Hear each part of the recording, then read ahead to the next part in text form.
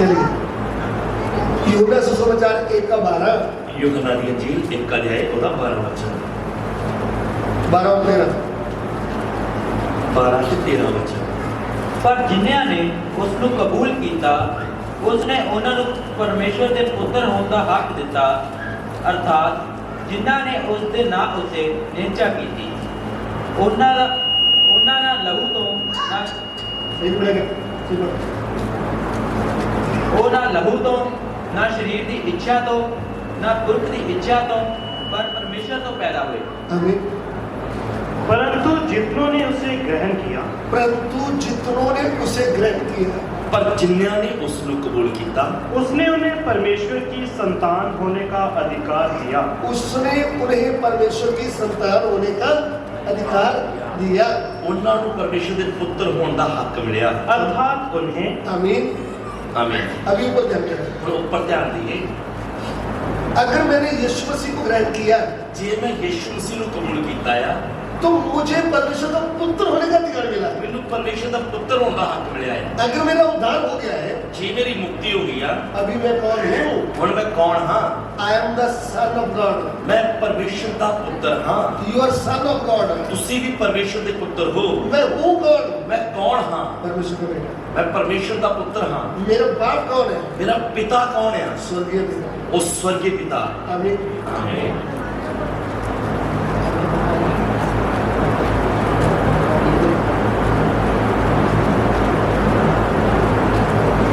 अभी इसका वीडियो में एक पापा है ना, अब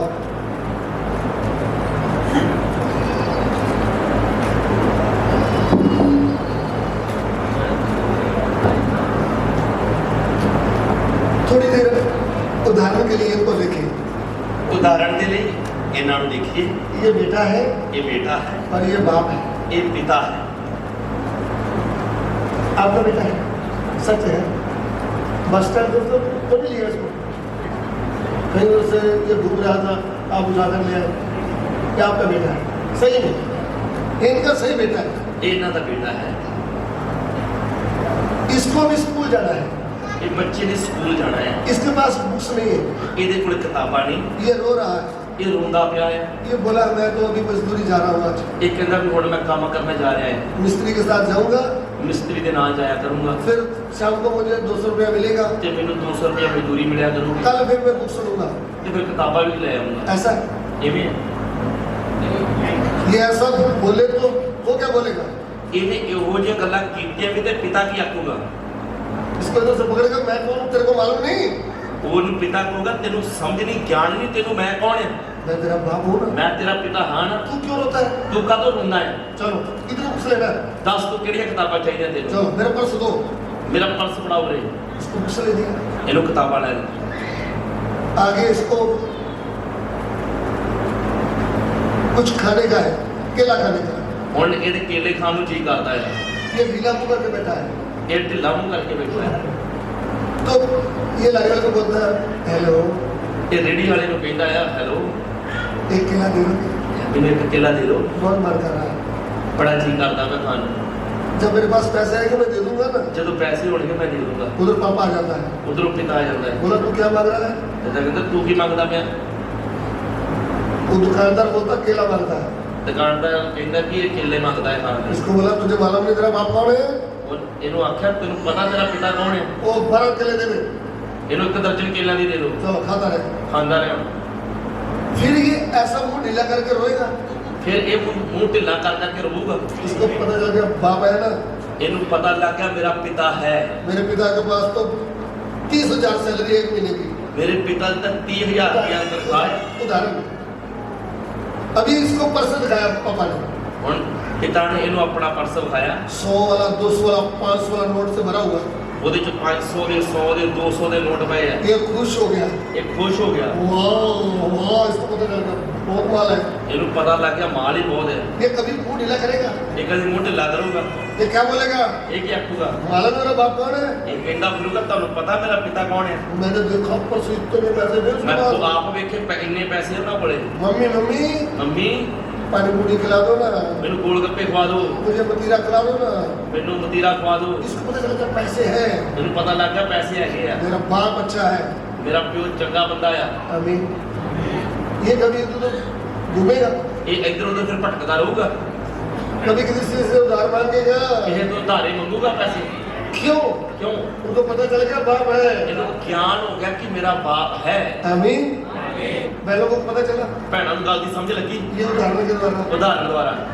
अभी सुन लीजिए, ਹੁਣ ਸੁਣੀਏ, जब हम प्रभु यीशु को नहीं जानते थे, ਜਦੋਂ ਆਪਾਂ ਪ੍ਰਭੂ ਯੀਸ਼ੂ ਮਸੀਹ ਨੂੰ ਨਹੀਂ ਸੀ ਜਾਣਦੇ, हमें पता नहीं था मेरा बाप कौन है। ਸਾਨੂੰ ਗਿਆਨ ਨਹੀਂ ਸੀ ਹੈਗਾ ਸਾਡਾ ਪਿਤਾ ਕੌਣ ਆ। हम भटक रहे थे, ਆਪਾਂ ਭਟਕਦੇ ਫਿਰਦੇ ਸੀ, कभी पेड़ को बाप बोलते थे, ਕਦੀ ਰੁੱਖ ਨੂੰ ਪਿਤਾ ਕਹਿੰਦੇ ਸੀ, पत्थर को, लकड़ को, मिट्टी को, गाय को। ਪੱਥਰ ਨੂੰ, ਲੱਕੜ ਨੂੰ, ਮਿੱਟੀ ਨੂੰ, ਗਾਂ ਨੂੰ। लेकिन जिस दिन मेरे भीतर की आंखें खुली, ਪਰ ਜਿਸ ਦਿਨ ਤੋਂ ਮੇਰੀਆਂ ਅੰਦਰ ਦੀਆਂ ਅੱਖਾਂ ਖੁੱਲ ਗਈਆਂ, मुझे पता चल गया, ਮੈਨੂੰ ਗਿਆਨ ਹੋ ਗਿਆ, मुझे एक पिता है, वो जिंदा है, ਮੇਰਾ ਇੱਕ ਬਾਪ ਹੈ ਔਰ ਉਹ ਜਿਉਂਦਾ ਹੈ, वो स्वर्ग पृथ्वी का मालिक है। ਉਹ ਸਵਰਗ ਦੇ ਧਰਤੀ ਦਾ ਮਾਲਕ ਆ। फिर मैं इधर उधर से जाकर उधार मांगूंगा, ਫਿਰ ਮੈਂ ਇਧਰੋਂ ਉਧਰ ਉਧਾਰ ਮੰਗਦਾ ਫਿਰੂੰਗਾ, क्योंकि मुझे बाप मिल गया है। ਕਿਉਂਕਿ ਮੈਨੂੰ ਬਾਪ ਮਿਲ ਗਿਆ ਆ। आमीन। जितनों ने उसे ग्रहण किया, ਜਿਨ੍ਹਾਂ ਨੇ ਉਸ ਨੂੰ ਕਬੂਲ ਕੀਤਾ, उनको परमेश्वर का पुत्र होने का क्या मिला। ਉਹਨਾਂ ਨੂੰ ਪਰਮੇਸ਼ਰ ਦੇ ਪੁੱਤਰ ਹੋਣ ਦਾ ਹੱਕ ਮਿਲ ਗਿਆ। अभी हम कौन है? ਹੁਣ ਆਪਾਂ ਕੌਣ ਆ? बोलिए कौन है? ਦੱਸੀਏ ਕੌਣ ਆ? अगर आपका उद्धार हुआ है तो आप है कौन? ਜੇ ਤੁਹਾਡੀ ਮੁਕਤੀ ਹੋਈ, ਤੁਸੀਂ ਕੌਣ ਹੋ? बाप का नाम ਪਿਤਾ ਦਾ ਨਾਮ, सानो हो गया है। ਪਿਤਾ ਦਾ ਨਾਮ ਕੀ ਹੈ? सानो कौन है? ਪਰਮੇਸ਼ਰ ਦੇ ਪੁੱਤਰ ਆਪਾਂ। अमीन। मुंह ढीला करके बैठूंगा। ਹੁਣ ਮੂੰਹ ਢਿੱਲਾ ਕਰਕੇ ਬਹੋਗੇ। सर क्लास में तो आना था, ਪਾਸਟੀ ਕਲਾਸ 'ਚ ਤਾਂ ਆਉਣਾ ਸੀ, फिर मैं उधर मजदूरी में चले गया। ਫਿਰ ਮੈਂ ਦਿਹਾੜੀ ਦੱਪਾ ਕਰਨ ਚਲੇ ਗਿਆ। इसको अभी भी मालूम नहीं इसका बाप कौन है। ਇਹਨੂੰ ਗਿਆਨ ਹੀ ਨਹੀਂ ਹੋਇਆ ਮੇਰਾ ਪਿਤਾ ਕੌਣ ਆ। ध्यान से सुन लीजिए, ਧਿਆਨ ਦੇ ਕੇ ਸੁਣ ਲਓ। जब स्वर्गीय पिता से भेंट हुआ है, ਜਦੋਂ ਸਵਰਗੀ ਪਿਤਾ ਨਾਲ ਮੇਲ ਹੋਇਆ, आपको इतनी भी चिंता नहीं करना। ਹੁਣ ਇੰਨੀ ਚਿੰਤਾ ਵੀ ਨਹੀਂ ਕਰਨੀ। मत्ती सुसमाचार 6 का 31 ਮੱਤੀ 6 ਦਾ 31 ਵਚਨ ਪੜਾਂਗੇ। पढ़ लीजिए। पढ़िए। इसलिए तुम चिंता करके ये ना कहना कि हम क्या खाएंगे या क्या पिएंगे या क्या पहनेंगे, क्योंकि अन्य जाति इन सब वस्तुओं की खोज में रहते हैं, पर तुम्हारा स्वर्गीय पिता जानता है कि तुम्हें इन सब वस्तुओं की आवश्यकता है। आमीन। प्रभु क्या कहते हैं? प्रभु की आखिर हन बेटा, बेटा तुम चिंता करके ये मत कहना ਤੁਸੀਂ चिंता करके ਇਹ ਨਹੀਂ ਕਹਿਣਾ हम क्या खाएंगे, ਕੀ ਖਾਵਾਂਗੇ, क्या ਕੀ पिएंगे, ਪੀਵਾਂਗੇ, कपड़ा किधर से ਕੀ डालेंगे। ਪਹਿਨਾਂਗੇ। ये तो चिंता वो लोग करते हैं ਇਹ ਚਿੰਤਾ ਤਾਂ ਉਹ ਲੋਕ ਕਰਦੇ ਹਨ जिनको स्वर्गीय पिता से भेंट नहीं हुआ। ਜਿਨ੍ਹਾਂ ਦਾ ਸਵਰਗੀ ਪਿਤਾ ਦੇ ਨਾਲ ਮੇਲ ਨਹੀਂ ਹੋਇਆ। लेकिन तुम्हारा स्वर्गीय पिता तुम्हारा ध्यान करता है। ਪਰ ਤੁਹਾਡਾ ਸਵਰਗੀ ਪਿਤਾ ਤੁਹਾਡੀ ਚਿੰਤਾ ਕਰਦਾ ਹੈ। तुमने इतना भी टेंशन नहीं लेना। ਤੁਸੀਂ ਥੋੜੀ ਜਿਹੀ ਵੀ ਚਿੰਤਾ ਨਹੀਂ ਕਰਨੀ। हालेलुया। ਹਾਲੇਲੂਇਆ। मैं मेरे स्वर्गीय पिता की बात आपको बताना चाहता हूँ। ਮੈਂ ਆਪਣੇ ਸਵਰਗੀ ਪਿਤਾ ਦੀ ਗੱਲ ਤੁਹਾਨੂੰ ਦੱਸਣੀ ਚਾਹੁੰਦਾ ਹਾਂ। 85 में 1985 में मेरा उद्धार हो गया। 1985 ਦੇ ਵਿੱਚ ਮੇਰੀ ਮੁਕਤੀ ਹੋਈ। 89 में 1999 ਦੇ ਵਿੱਚ प्रभु ने मुझसे बात किया, ਪ੍ਰਭੂ ਨੇ ਮੇਰੇ ਨਾਲ ਗੱਲ ਕੀਤੀ। मेरी रोशनी लोगों को फैला दे। ਜੋ ਰੋਸ਼ਨੀ ਤੈਨੂੰ ਮਿਲੀ ਆ ਉਹ ਲੋਕਾਂ ਤੱਕ ਫੈਲਾ ਦੇ। यानी मेरी सेवा कर। ਮਤਲਬ ਮੇਰੀ ਸੇਵਕਾਈ ਕਰ। तो मैंने बोला प्रभु ਮੈਂ ਆਖਿਆ ਪ੍ਰਭੂ मैं तो दुकान करता हूँ, ਮੈਂ ਤਾਂ ਦੁਕਾਨ ਦਾ ਕੰਮ ਕਰਦਾ। एक बेटा है 3 साल का, पत्नी है, खाना वाना कहाँ से होगा, ਇੱਕ ਬੇਟਾ ਆ, ਪਤਨੀ ਆ, ਖਾਣਾ ਕੀ ਆ, फिर कैसे काम चलेगा। ਇਹ ਕੰਮ ਕਿਵੇਂ ਚੱਲੂਗਾ। तब प्रभु ने क्या मुझे बोला, ਪ੍ਰਭੂ ਨੇ ਮੈਨੂੰ ਕੀ ਆਖਿਆ, वचन से बात किया। ਵਚਨ ਦੁਆਰਾ ਗੱਲ ਕੀਤੀ। बोला आकाश के पक्षियों की ओर देख, ਉਹਨੇ ਆਖਿਆ ਆਕਾਸ਼ ਦੇ ਪੰਛੀਆਂ ਵੱਲ ਧਿਆਨ ਕਰ। ना तो ये बोते हैं, ਨਾ ਹੀ ਇਹ ਬੀਜਦੇ ਆ, ना ये काटते हैं, ਨਾ ਹੀ ਵੱਢਦੇ ਆ, ना ही ये खतों से बटोरते हैं। ਤੇ ਨਾ ਹੀ ਭੜੋਲਿਆਂ ਵਿੱਚ ਜਮ੍ਹਾਂ ਕਰਦੇ ਆ। मैं उनको देखभाल करता हूँ। ਮੈਂ ਉਹਨਾਂ ਦੀ ਪ੍ਰਤਿਪਾਲ ਕਰਦਾ ਹਾਂ। क्या तुम उनसे उत्तम नहीं। ਕੀ ਤੁਸੀਂ ਉਹਨਾਂ ਨਾਲੋਂ ਉੱਤਮ ਨਹੀਂ। मैं सोचने लगा, ਮੈਂ ਵਿਚਾਰ ਕਰਨ ਲੱਗਾ, अभी सोच ही रहा था। ਸੋਚਦਾ ਹੀ ਪਿਆ ਸੀ। भजन संहिता 34 का 10 वचन आया, ਜ਼ਬੂਰ 34 ਦਾ 10 ਵਚਨ ਆਇਆ। उधर में लिखा है, ਉੱਥੇ ਲਿਖਿਆ, शेर बच्चों को तो गति होती है, ਫਿਰ ਬੱਚਿਆਂ ਨੂੰ ਭੁੱਖ ਲੱਗਦਾ ਤੇ ਘਾਟਾ ਵੀ ਪੈਂਦਾ ਆ, वे भूखे रह जाते हैं। ਭੁੱਖੇ ਰਹਿ ਜਾਂਦੇ ਆ। यहोवा के खोजियों को किसी भी अच्छी वस्तु की गति नहीं होगी। ਯਹੋਵਾ ਦੇ ਤਾਲਿਬਾਨ ਨੂੰ ਕਿਸੇ ਚੀਜ਼ ਦੀ ਥੋੜ ਨਹੀਂ ਹੋਵੇਗੀ। ये ये बच्चों से प्रभु ने मुझसे बात की। इस वचन द्वारा परमेश्वर ने मेरे नाल गल कीती। मैंने दुकान बंद कर दी। मैं अपनी दुकान बंद करती। मैंने चाबी जाकर मम्मी पापा को दिखाया। चाबी जाकर मैं अपने माँ बाप को दिखा दी। घर से बड़ा बेटा मैं था। घर तो बड़ा मैं ही सी। पापा विश्वास में नहीं थे। पापा विश्वास च नहीं सी। मैंने बोला मैं दुकान नहीं करनी। मैं उन्होंने आख्या कि मैं नहीं हुण दुकान करनी। तो पापा गुस्से बोले तूने क्या करना है? वो मैंने गुस्से नाल कहन लगे फिर तू की करना? मैंने बोला मैंने सेवा करना है। मैं आख्या भी मैं सेवा करनी है। बोला खाना किधर से? तो कहते खाना कित्थों आ? मैं कहा प्रभु खिलाएगा। मैं कहा प्रभु खवाऊगा। उसको और गुस्सा चढ़ गया। ਉਹਨੂੰ ਹੋਰ ਗੁੱਸਾ ਚੜ ਗਿਆ। उसने बोला अच्छा ਉਹ ਕਹਿੰਦਾ ਅੱਛਾ तेरे को प्रभु खिलाएगा। ਉਹ ਕਹਿੰਦੇ ਕਿ ਤੈਨੂੰ ਤਾਂ ਚੱਲ ਪ੍ਰਭੂ ਖਵਾਏਗਾ, तेरी पत्नी बच्चों को किसने खिलाना है? ਤੇਰੀ ਪਤਨੀ ਨੂੰ ਬੱਚੇ ਨੂੰ ਕਿਹਨੇ ਖਵਾਉਣਾ ਹੈ? मैंने बोला उनको भी प्रभु खिलाएगा। ਮੈਂ ਆਖਿਆ ਉਹਨਾਂ ਨੂੰ ਪ੍ਰਭੂ ਹੀ ਖਵਾਏਗਾ। उन्होंने बोला ठीक है तू जिधर भी जाना है ना ਉਹਨਾਂ ਆਖਿਆ ਠੀਕ ਹੁਣ ਤੂੰ ਜਿੱਥੇ ਵੀ ਜਾਣਾ ਹੈ इनको साथ ले जाओ। ਇਹਨਾਂ ਨੂੰ ਨਾਲ ਹੀ ਰੱਖ। तब मैं घबराया। ਫਿਰ ਮੈਂ ਘਬਰਾਇਆ ਨਹੀਂ। मैं थोड़ा सा ਮੈਂ घबराया। ਥੋੜਾ ਘਬਰਾ ਗਿਆ। मैंने सोचा मैं तो वचन सीखने जाना है। ਮੈਂ ਸੋਚਿਆ ਵੀ ਮੈਂ ਤਾਂ ਵਚਨ ਸਿੱਖਣ ਜਾਣਾ। उस समय मेरे पास ऑफर था जम्मू कश्मीर में उधमपुर गढ़ी में बाइबल स्कूल में जाने का। ਉਸ ਵਕਤ ਮੇਰੇ ਕੋਲ ਇੱਕ ਸੁਨਹਿਰੀ ਮੌਕਾ ਸੀ।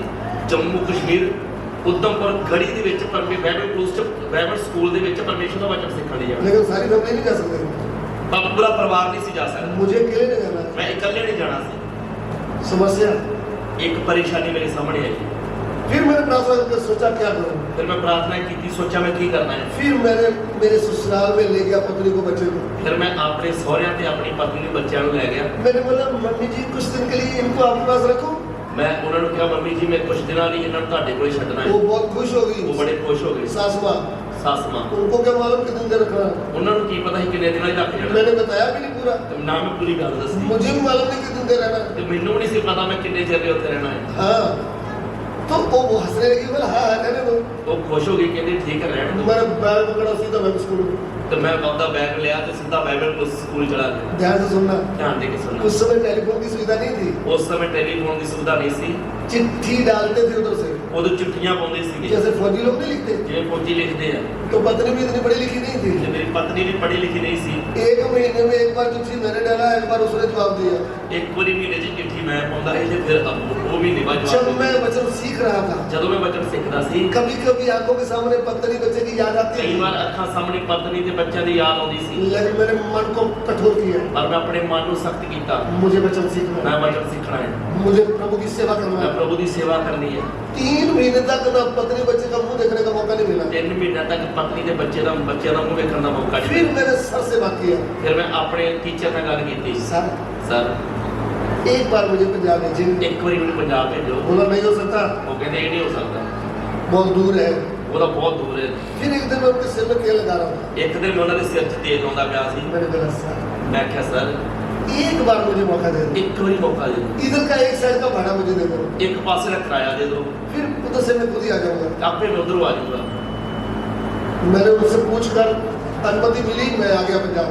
ਤੇ ਉਹਨਾਂ ਦੀ ਆਗਿਆ ਲੈ ਕੇ ਮੈਂ ਪੰਜਾਬ ਆ ਗਿਆ। 1-2 दिन के लिए आया। 1-2 ਦਿਨਾਂ ਲਈ ਆਇਆ पत्नी बच्चों को साथ ले गया। ਤੇ ਪਤਨੀ ਤੇ ਬੱਚਿਆਂ ਨੂੰ ਨਾਲ ਹੀ ਲੈ ਗਿਆ। 3 महीने फिर बच्चों सीखने का अच्छा मौका मिला। 3 ਮਹੀਨੇ ਫਿਰ ਵਚਨ ਸਿੱਖਣ ਦਾ 6 ਮੌਕਾ। महीने रोज का 4-4 क्लासें। 6 ਮਹੀਨੇ ਤੱਕ ਵਚਨ ਸਿੱਖਦਾ ਰਿਹਾ। ਇੱਕ ਦਿਨ 'ਚ 4-4 ਕਲਾਸਾਂ ਹੁੰਦੀਆਂ ਸੀ। इतना मुझे समझ में तो नहीं आया। ਜ਼ਿਆਦਾ ਵਚਨ ਸਮਝ ਤਾਂ ਨਹੀਂ ਆਇਆ। जो समझ में आया मैंने पूरा इतना बड़ा मेरे पास डायरी था। ਜੋ ਸਮਝ ਚਾਹੁੰਦਾ ਸੀ ਮੈਂ ਡਾਇਰੀ ਤੇ ਲਿਖਿਆ, ਵੱਡੀ सारी डायरी ਸੀ ਮੇਰੇ ਕੋਲ। उस समय डायरी नहीं थी वो जो दुकान वाले के पास नहीं होती बड़ी वाली वही भाई वो थी मेरे पास। ਮੇਰੇ ਕੋਲੇ ਵਹੀ ਸੀ ਜਿਹੜੀ ਕਰਿਆਨੇ ਵਾਲਿਆਂ ਕੋਲੇ ਹੁੰਦੀ ਆ। मैंने पूरा भर दिया। ਮੈਂ ਪੂਰਾ ਭਰ ਦਿੱਤਾ। फिर प्रार्थना करने लगे। ਫਿਰ प्रार्थना ਕਰਨ ਲੱਗੇ। सेवा कहाँ करना है? सेवा कितने करनी है? प्रभु ने बोला उधर ही तेरे इलाके में। प्रभु ने आख्या तू अपने इलाके की सेवा कर। मैंने बोला प्रभु मुझे कौन सेवक बने? मैं आख्या प्रभु मैनू किन्ने सेवक बनना, और कहीं मुझे भेज दे। मैनू किते नवी जगह भेज। प्रभु बोला ना भेज। प्रभु कहना नहीं, उधर ही मुझे भेज। तू उत्थे ही सेवा करनी। तो बोला प्रभु मैं कैसे सेवा करूंगा? मैं आख्या प्रभु मैं किवें सेवा करूं? प्रभु ने बोला तुम मत कर। प्रभु ने आख्या तू ना डर। जैसे मूसा को मैंने उनके भाइयों के बीच में खड़ा किया। जिवें मूसा नूं मैं उन्होंने ਉਹਦੇ ਭਰਾਵਾਂ ਦੇ ਵਿੱਚ ਹੀ ਖੜਿਆ ਕੀਤਾ। मैं प्रमाण दूंगा कि तुम मेरा दास मैं है। सबूत देवांगा कि तू मेरा दास है। मैंने बोला ठीक है प्रभु। मैं आख्या ठीक है प्रभु। फिर मैं जब वापस आया फिर जब मैं वापस आया फिर प्रभु की सेवा शुरू किया। प्रभु की सेवा शुरू की थी।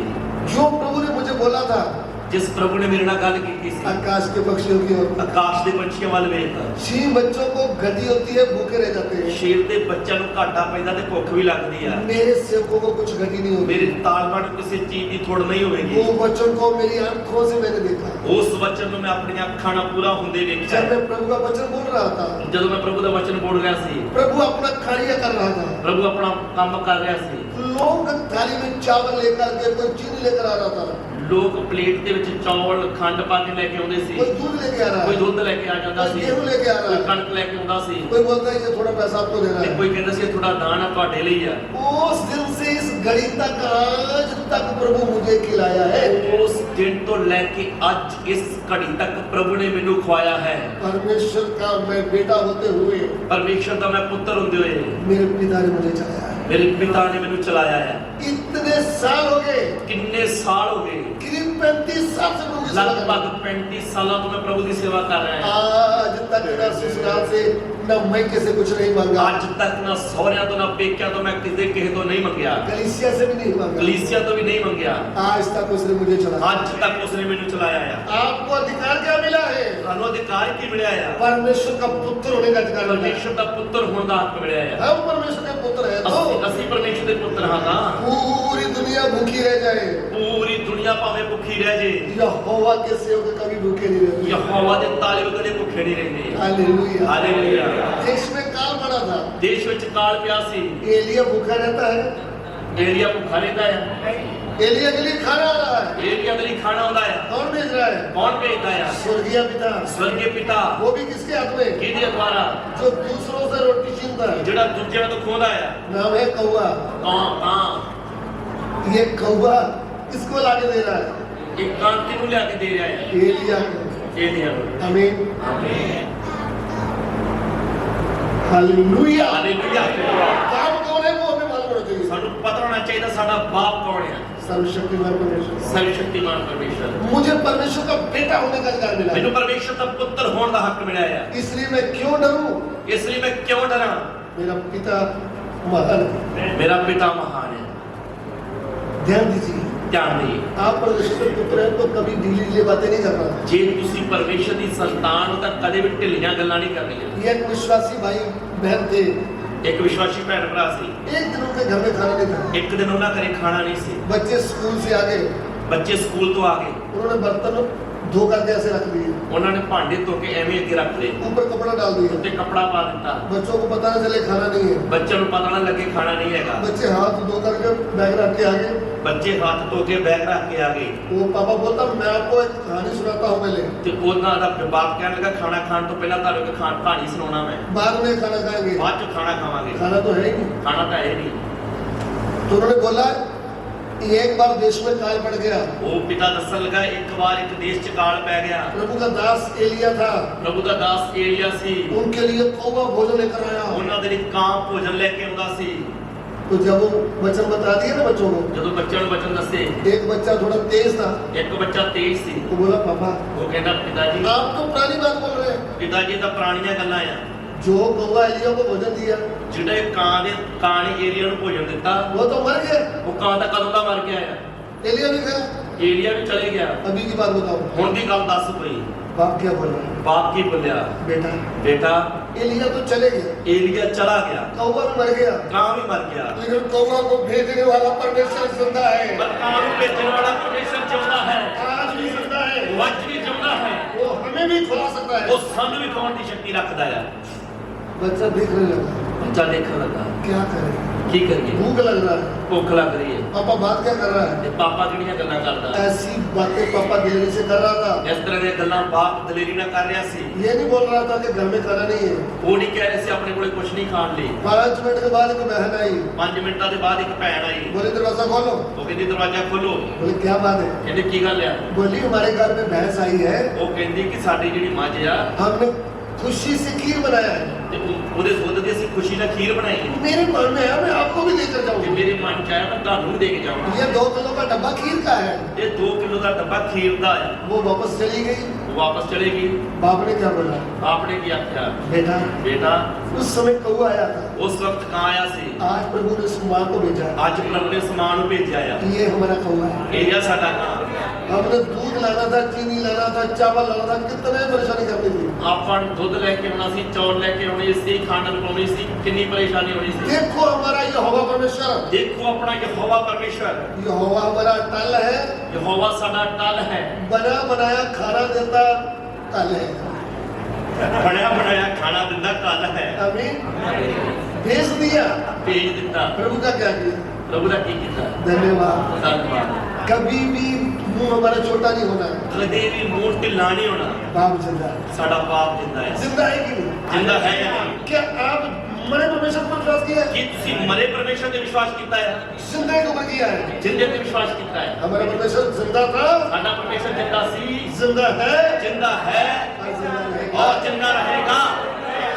और ये जीवता परमेश्वर है कौन? और ये जिंदा परमेश्वर है कौन? प्रभु यीशु मसीह। प्रभु यीशु मसीह। आमीन। यहोवा परमेश्वर ने यहोवा परमेश्वर ने आदमी को भूमि की मिट्टी से रचा, मनुख ਨੂੰ ਜ਼ਮੀਨ ਦੀ ਮਿੱਟੀ ਤੋਂ ਰਚਿਆ। तो आदमी क्या बन गया? ਤੇ ਆਦਮੀ ਕੀ ਹੋ ਗਿਆ? जीवित प्राणी। ਜਿਉਂਦੀ ਜਾਨ ਹੋ ਗਿਆ। तो परमेश्वर जिंदा है? परमेश्वर जिंदा है? बोलिए दसिए भी। हाँ या ना? हाँ या नहीं? जिंदा है। हाँ जी। जिंदे का सबूत क्या है? जिंदे का सबूत की है? अरे भाई मिट्टी को जिंदा जीवित प्राणी बना दिया, मिट्टी ਨੂੰ ਉਹਨੇ ਜਿਉਂਦਾ ਪ੍ਰਾਣੀ ਬਣਾ ਦਿੱਤਾ। ये ना सबूत। ਇਹੀ सबूत ਹੈ। मिट्टी को क्या बना दिया? ਮਿੱਟੀ ਨੂੰ ਕੀ ਬਣਾਤਾ? जीवित प्राणी ਜਿਉਂਦਾ ਪ੍ਰਾਣੀ बनाया। ਬਣਾਇਆ। बनाया कि नहीं? ਬਣਾਇਆ ਕਿ ਨਹੀਂ? अभी ये जीवता परमेश्वर ਉਹਨੇ ਜਿਉਂਦਾ ਪਰਮੇਸ਼ਰ मनुष्य के रूप में ਮਨੁੱਖ ਦੇ ਰੂਪ ਵਿੱਚ लाजर की कब्र के पास खड़ा है। ਲਾਜ਼ਰ ਦੀ ਕਬਰ ਦੇ ਕੋਲ ਖੜਾ ਹੈ। 4 दिन हो गए लाजर मरे को। 4 ਦਿਨ ਹੋ ਗਏ ਲਾਜ਼ਰ ਮਰੇ ਨੂੰ। मिट्टी से मिट्टी मिल गई। ਮਿੱਟੀ ਨਾਲ ਮਿੱਟੀ ਮਿਲ ਗਈ। ये क्या बोलता है? ਇਹ ਕੀ ਕਹਿੰਦਾ ਆ? ओ ਇਹ लाजर ਲਾਜ਼ਰ कब्र से बाहर आ ਕਬਰ जा। ਦੇ ਵਿੱਚੋਂ ਬਾਹਰ ਆ ਜਾ। 4 दिन से मरा हुआ 4 ਦਿਨਾਂ ਤੋਂ ਮਰਿਆ ਹੋਇਆ, जो मिट्टी से मिट्टी मिल गई ਜੋ थी, ਮਿੱਟੀ ਨਾਲ ਮਿੱਟੀ ਮਿਲ ਗਈ ਸੀ, उस मिट्टी को जीवित प्राणी बना दिया है। ਉਸ ਮਿੱਟੀ ਨੂੰ ਜਿਉਂਦਾ ਪ੍ਰਾਣੀ ਬਣਾ ਦਿੱਤਾ ਹੈ। ध्यान से जोड़े। ਧਿਆਨ ਦੇ ਨਾਲ ਜੋੜ ਕੇ ਦੇਖੋ। जिसने आदम को जीवित प्राणी मिट्टी से ਜਿਹਨੇ जीवित प्राणी ਆਦਮ बनाया, ਮਿੱਟੀ ਨੂੰ ਜਿਉਂਦਾ ਪ੍ਰਾਣੀ ਬਣਾ ਦਿੱਤਾ, उसी ने मनुष्य के रूप में लाजर को जीवित प्राणी ਉਸ बनाया। ਨੇ ਮਨੁੱਖ ਦੇ ਰੂਪ ਵਿੱਚ ਲਾਜ਼ਰ ਨੂੰ ਜਿਉਂਦਾ ਕਰ ਦਿੱਤਾ। इसलिए जीवता परमेश्वर कोई और नहीं, ਇਸ ਲਈ ਜਿਉਂਦਾ ਪਰਮੇਸ਼ਰ ਕੋਈ ਹੋਰ ਨਹੀਂ, प्रभु यीशु मसीह। ਪ੍ਰਭੂ ਯਿਸੂ ਮਸੀਹ। मेरा बाप जिंदा है। ਮੇਰਾ ਬਾਪ ਜਿੰਦਾ ਹੈ। अंश जी नाराज होना, नारियल पानी हो, केला हो, एप्पल हो, कुछ भी हो, पापा लाओ ना। आमीन। हमारा पिता है। ਸਾਡਾ ਇੱਕ ਪਿਤਾ ਹੈ। मुझे पिता मिल गया ਮੈਨੂੰ ਪਿਤਾ ਮਿਲ ਗਿਆ ਹੈ। और पिता का स्वर्ग और पृथ्वी का अधिकार है। ਔਰ ਮੇਰੇ ਪਿਤਾ ਦੇ ਕੋਲ ਸਵਰਗ ਦਾ ਧਰਤੀ ਦਾ ਸਾਰਾ ਅਧਿਕਾਰ ਹੈ। सबसे अमीर आदमी मैं हूँ। ਇਸ ਧਰਤੀ ਦਾ ਸਭ ਤੋਂ ਅਮੀਰ ਬੰਦਾ ਮੈਂ ਆ। है कि नहीं? ਹੈ ਜਾਂ ਨਹੀਂ? बाप कौन है? ਬਾਪ ਕੌਣ ਹੈ? राजाओं का राजा। ਰਾਜਿਆਂ ਦਾ ਰਾਜਾ। राजाओं का राजा तू ही है, प्रभुओं का प्रभु